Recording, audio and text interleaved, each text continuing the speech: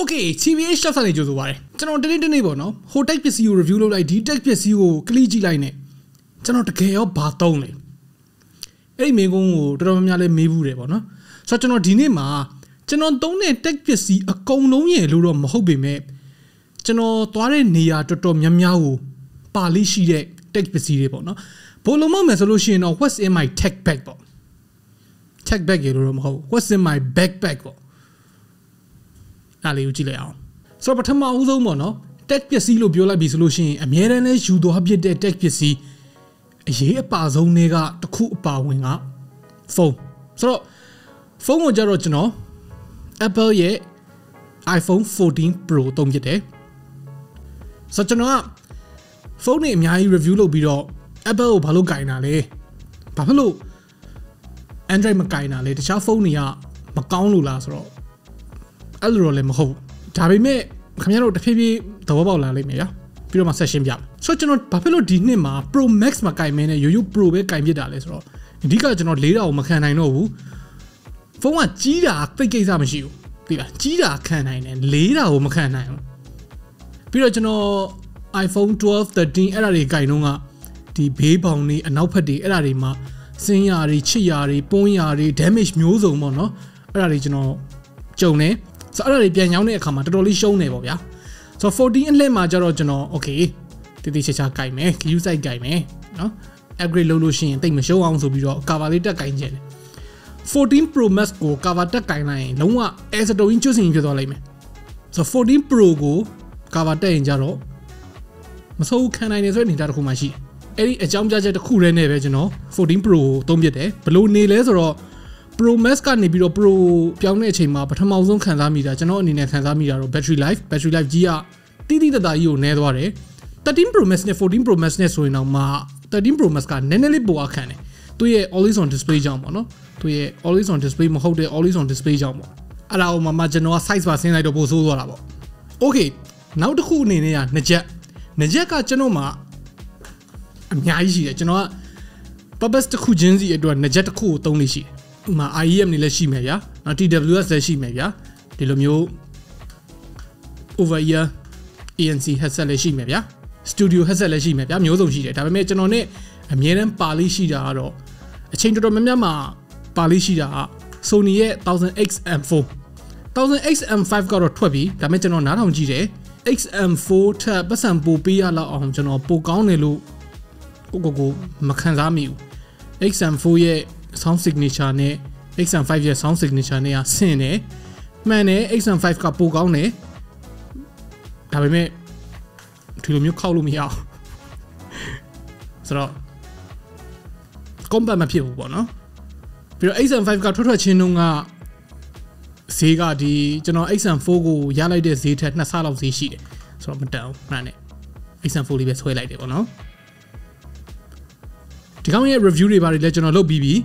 ကြည့်ချင်တယ်ဆိုလို့ရှိရင် Sony 1000XM4 TBH Labs အဲ့လိုရှားလိုက်အဲ့ဆိုထွက်လာလိမ့်မယ် Okay နောက်တစ်ခုက iPad မှာကျွန်တော် iPad Pro 12.9 inch M1 M2 တော့မဟုတ်ဘူးကျွန်တော်ဝယ်တော့က M2 မထွက်သေးဘူးအဲ့ဒါဟိုမှာ Magic Keyboard နေပေါ့နော်ဆိုတော့ဒီကောင်ကိုကျွန်တော်ကင်နေတာနည်းနည်းလေး regret လေးနည်းနည်းတော့ရှိတယ်ဘာလို့လဲဆိုတော့ဒီမလေးဟဲ့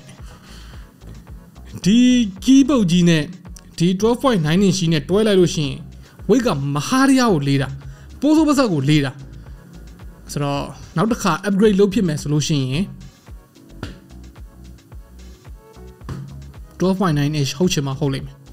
ကျွန်တော် 12.9 inch ကိုဝယ်လိုက်တာသူ့ရဲ့ display ကြောင့်သူ့ရဲ့ display က11 inch တက်အများကြီးပိုကောင်းတယ်ပေါ့နော်ပြီးတော့ဒီကျွန်တော်တစ်ခါတလေ note taking ဘာညာလုပ်တယ်ဒီကောင်းနဲ့အဲ့ဒါမျိုးတွေမှာပုံများကောင်းမလားပေါ့ဒါပေမဲ့ iPad အနေနဲ့ကဒီလောက်လေးတာဒီလောက်ကြီးတာအရန်ကြီးအထိပ္ပယ်မရှိဘူးလို့ကျွန်တော်ထင်တယ် Okay ဆိုတော့ lifestyle tech gadget လေးတွေပြီးပြီပေါ့နော်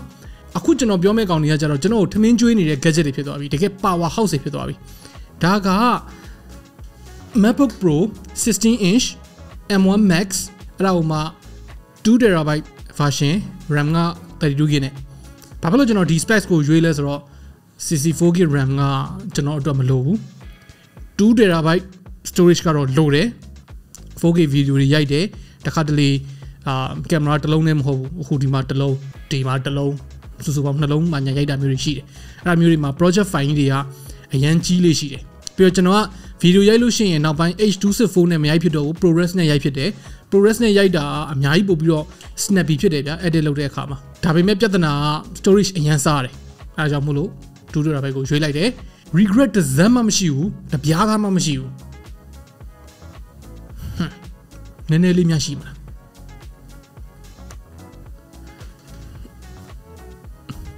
တော်တော်လေးတယ်နည်းနည်းတော့ခါကိုင်းနေပေါ့နော်ဒါပေမဲ့လည်း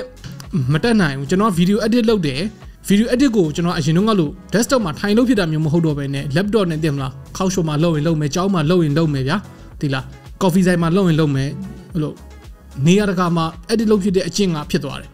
အဲ့လိုအကျင့်ဖြစ်သွားအောင်လုပ်ပေးလိုက်တာကလည်းဒီငနေသားကြောင့်ဒီငနေသားမရှိရင်အဲ့လို edit ကိုကောင်းကောင်းမွန်မွန်လုပ်လို့မရဘူးဆိုတော့ဒီ MacBook Pro 16-inch M1 Max ကိုဝယ်လိုက်ပြီးကြတဲ့ကကျွန်တော်ဘဝကလုံးဝဖြောင်ပြူးသောလမ်းဖြစ်သွားတာ video editing နဲ့ပတ်သက်ရင်ပြောတာပြီးတော့ကျွန်တော်ဒီမှာ skin လေးကတ်ထားတယ်ပေါ့နော်ဒီ skin ကဒီ brand ရဲ့ carbon fiber skin အရင်တုန်းကဒီနေရာမှာပါကတ်ထားတာဒါပေမဲ့အဲ့ဒါနည်းနည်းကွာလာလို့ကျွန်တော်ကတ်လိုက်တော့ငါတိတ်အချိုးမပြေတော့အဲ့ဒါလေးကဒေါင်လေးကနေကွာလာတော့အဲ့ဒါပြန်ခွာလိုက်တယ်ဗျာโอเคနောက်တစ်ခုကကြတော့ကျွန်တော်ဗီဒီယိုတွေရိုက်လို့ရှိရင်သုံးတဲ့ကင်မရာကျွန်တော်ရဲ့ main camera က Sony ရဲ့ A7S3 အဲ့ဒီအကြောင်းကိုလည်းကျွန်တော်တို့ review လုပ်ထားဘူးတယ်ဆိုတော့မကြည့်ရသေးရင်တော့ကြည့်လိုက်ပေါ့နော်အဲ့တော့မှကျွန်တော်အပြင်ကိုအများဆုံးယူသွားဖြစ်တဲ့ lens က 14mm f1.8 G Master lens ဘာဖြစ်လို့ဒီ lens လဲဆိုတော့ဒီ lens က lightweight ဖြစ်တယ် vlog လုပ်လို့ရှိရင်အရန် wide angle ဖြစ်တယ်ဒါပေမဲ့သူက distortion အရန်မများဘူးဆိုတော့ကြည့်ရတာမိုက်တယ်ဗျာအပေါ်က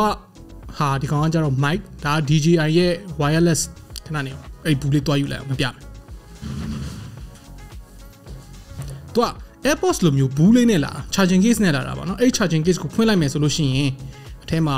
ဒီကောင်ထည့်တဲ့ဟာပေါ့နော်ဒီကောင်ကဒီနေရာနေလာတာအဲ့ဒါရှိမယ်ပြီးတော့ mic နှစ်ခုပါမယ်နော် transmitter နှစ်ခုပါမယ် receiver တစ်ခုပါမယ်ပြီးတော့သူက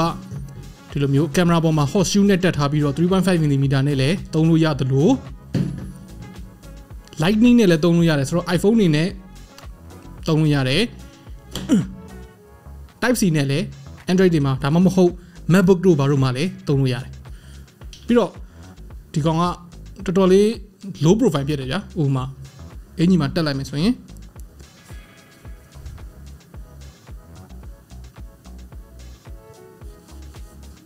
အဲ့လိုလေးတေးသေးလေးပဲတော်တော်ထားကြတယ်တော်တော်မိုက်တယ်ပြီးတော့သူကဒီ transmitter ရော receiver ရောအဲ့ဒါတွေအကုန်လုံးကိုဒီ case ထဲမှာတစ်ခါတည်းအပြန်သွင်းလို့ရတယ်ဒီထဲမှာ built-in battery ပါတယ် reliable ဖြစ်တဲ့လောက်ဖြစ်တယ်တော့ဟို pro grade reliability တော့မဟုတ်ဘူးပေါ့နော်ဒါပေမဲ့တော်တော်လေးကောင်းတယ်ဒီကောင်ကိုကျွန်တော်အဓိကကြိုက်တာအရန် versatile ဖြစ်လို့ iPhone နဲ့သုံးမလားဘယ် device နဲ့သုံးခြင်းဒီကောင်သုံးလို့ရတယ်ဆိုတော့ဒါလေးမိုက်တယ်နေရာတော်တော်များများယူသွားပြတယ်ပေါ့နော်နေရာတော်တော်များများသာယူသွားပြတာပါ vlog ကတော့တိတ်မရိုက်ပြဘူးမသိဘူး vlog ရိုက်စရာအခွင့်အလမ်းကြုံတယ်လို့မခံစားမိဘူးကျွန်တော်ကလည်း tech နဲ့ပတ်သက်တာတွေပဲလုပ်ချင်တာဆိုတော့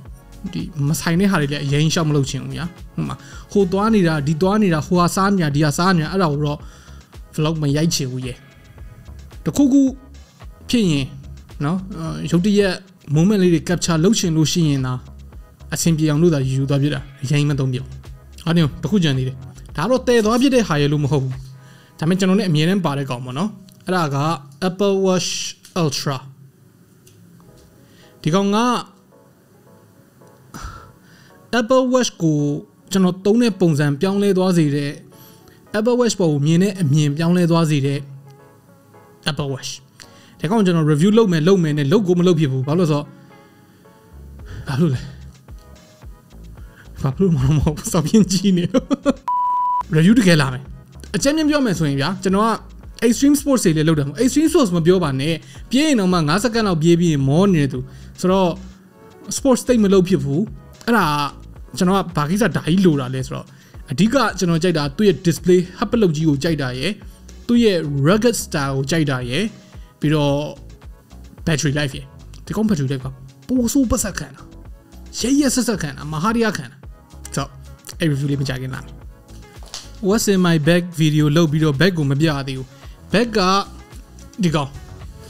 Peak Design Everyday V2 ပြောရင်ဒီကောင်က camera bag ဗျာ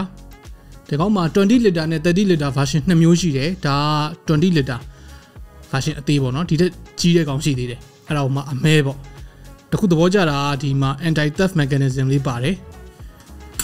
magnetic block လေးဖွင့်ပိတ်လို့ရတာစွမ်းဆင်ပြေတယ်ပြီးတော့သူက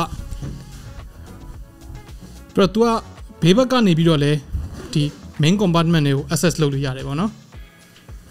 ဒီလို access လုပ်လို့ရတယ်ဒီ compartment ဘေးကနေဖွင့်လိုက်တဲ့ compartment နဲ့ဒီအပေါ်ကနေဖွင့်လိုက်တဲ့ compartment တွေကတစ်ခုတည်းဒီ compartment အကြီးထဲမှာကိုထည့်ချင်တာထည့်လို့ရတယ်အထက်မှာ partition ကြိုက်တယ်လို့ပြန်ပြောင်းလို့ရတယ်အဲ့လေးမိုက်တယ် build quality တွေသူ့ရဲ့ utility တွေသူ့ထဲမှာတခြားပါတဲ့ compartment တွေ functionality တွေကုန်မိုက်တယ်ဗျာဒီမှာဒီဘက်မှာဆိုလို့ရှိရင်လည်း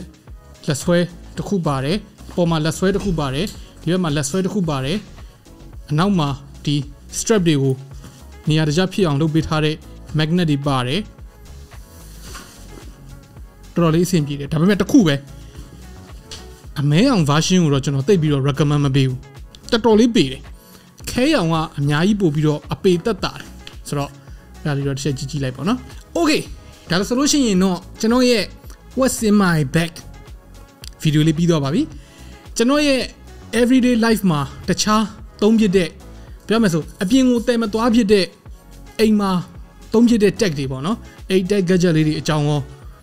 သိကြမလားအဲ့ဒီဗီဒီယိုလေးများလုပ်ပေးမယ်ဆိုလို့ရှိရင်မိတ်ဆွေတို့အနေနဲ့စိတ်ဝင်စားကြမလားပေါ့နော်ခင်ဗျားတို့ရဲ့အမြင်လေးတွေကိုအောက်က comment လေးမှာတွားပြီးတော့ရေးပေးတကယ်လို့တော်တော်များများလုံးစီခြင်းနဲ့ဆိုလို့ရှိရင်လုပ်ပေးမယ် okay နောက်နေ့မှတွေ့တော့ပေါ့အဲ့ရမဟုတ် okay နောက်နေ့မှတွေ့တော့ပေါ့အဲ့လေငါတော့ပြောဖို့စောင့်နေတစ်နှစ်လောက်ရှိ